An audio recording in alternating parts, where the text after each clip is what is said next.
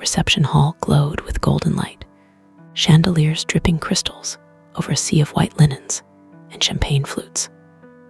Laughter and music swirled through the air, a perfect mask for the chaos brewing beneath the surface. Clara, 31, stood near the edge of the dance floor, her auburn hair pinned loosely, strands brushing her bare shoulders. She wore a deep burgundy bridesmaid dress, the fabric clinging to her curves, a stark contrast to her sister's pristine white gown. Bride, her younger sister Lily, twirled in the center of the room, radiant and oblivious, while Clara's eyes locked on the groom, Nathan, tall and sharp-jawed, his tuxedo slightly rumpled from the night's revelry. He caught her gaze across the crowd, a flicker of something dangerous passing between them. She should have looked away, but instead, she tilted her head, a silent dare, and he started toward her, leaving Lily spinning alone. Hey, if that's already pulling you in, smash that like button and subscribe. You're not ready for this wedding crash. Venue was a grand old estate in the city's historic district, its sprawling gardens and shadowed corners perfect for secrets. Clara slipped away from the crowd, her heels clicking against the polished wood as she headed for the balcony overlooking the rose garden. Nathan followed, his steps deliberate, the clink of his cufflinks, a faint rhythm against the distant band. He leaned against the railing, the cool night air kissing her skin, and he stopped just behind her, close enough that she could feel the heat of him. "You shouldn't be out here," he said, his voice low, rough with the edge of too much whiskey. Clara turned, her lips curving into a smirk. "Neither should you," she shot back, her fingers brushing the lapel of his jacket, testing the line they both knew they'd cross. Her husband, David, was somewhere inside, probably charming the guests with his easy laugh, unaware that his wife was teetering on the edge of betrayal.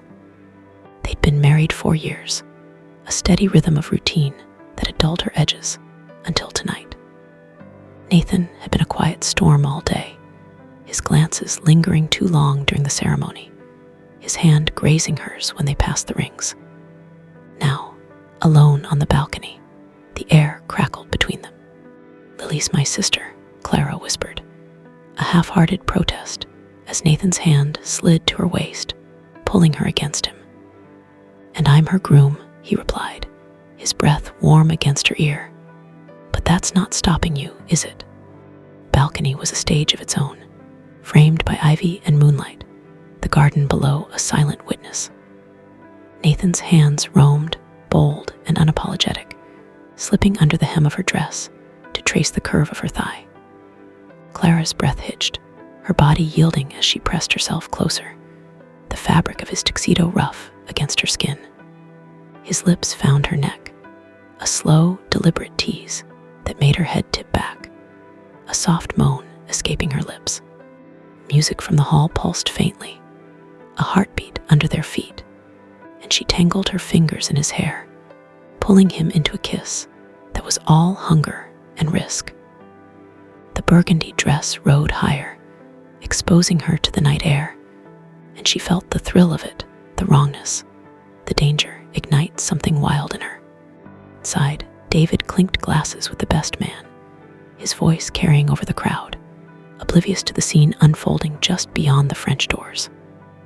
Clara, though, was lost in Nathan, her senses drowning in the scent of his cologne, the press of his body, the taste of whiskey on his tongue. He lifted her against the railing, her legs wrapping around him, the metal creaking under their weight. The dress bunched at her hips, and she gasped as his hands slid higher, possessive, claiming what wasn't his. Garden lights flickered below, casting their shadows in jagged streaks, a forbidden tableau against the night. A shadow moved, a figure stepping onto the balcony, his presence heavy, commanding. Clara froze, her heart slamming against her ribs as Nathan turned, his grip on her tightening. It was Victor, Nathan's father, a broad-shouldered man in his 50s, with silver-streaked hair and eyes that saw too much. He didn't flinch, didn't retreat, just stood there, a glass of scotch dangling from his fingers, his lips curling into a smirk. "And expect an encore out here," he said, his voice a deep rumble, laced with amusement. Clara's breath caught, her mind racing shame, fear, and something darker warring within her. But Nathan didn't pull away.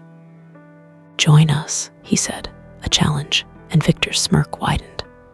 Air shifted, thick with the weight of their collective daring.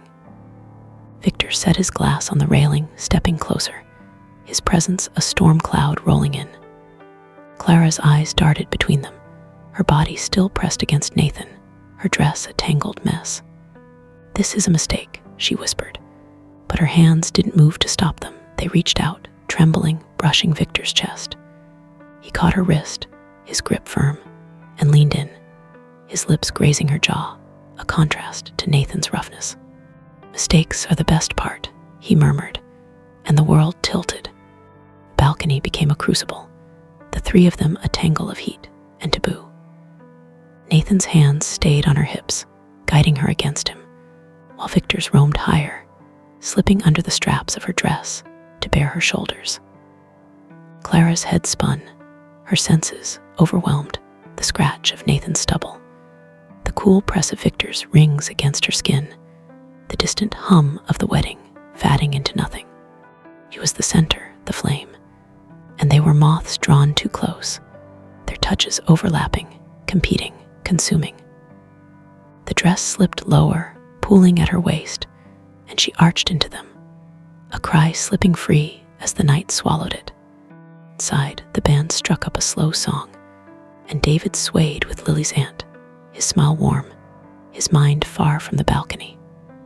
Clara, though, was unraveling, her body a live wire between Nathan and Victor. The groom's hands were relentless, his breath ragged against her neck, while his father's were calculated, teasing, drawing out her every reaction. The railing groaned, the ivy rustling as they pressed closer, a chaotic dance of need and risk. Her fingers dug into Nathan's shoulders, her other hand clutching Victor's tie, anchoring herself as the edge loomed, a precipice she couldn't avoid. I'm blurred, the night stretching into a haze of motion and heat. Nathan lifted her higher, her legs trembling around him, while Victor's hands slid lower, bold and unyielding.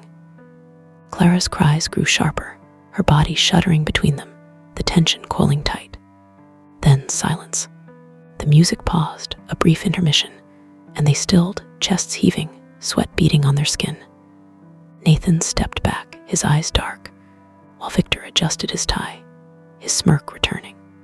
Clara slid to her feet, her dress falling back into place, her legs shaky as she gripped the railing for support. Looked between them, her breath uneven, her mind a storm of what-ifs. "We should go back," she said, her voice hoarse, but neither moved. The French doors swung open then, a guest stumbling out for air, and Clara slipped past, her heart pounding as she re-entered the hall. David waved at her from the dance floor, oblivious, his smile unchanged. She forced one back, her skin still burning from hands that weren't his. The balcony stood empty now, Nathan and Victor lingering in the shadows, their eyes on her through the glass. The band started up again, the night rolling on, but the air held the weight of what happened and what might still come. Clara smoothed her dress, her fingers trembling, and wondered how long she could keep the secret.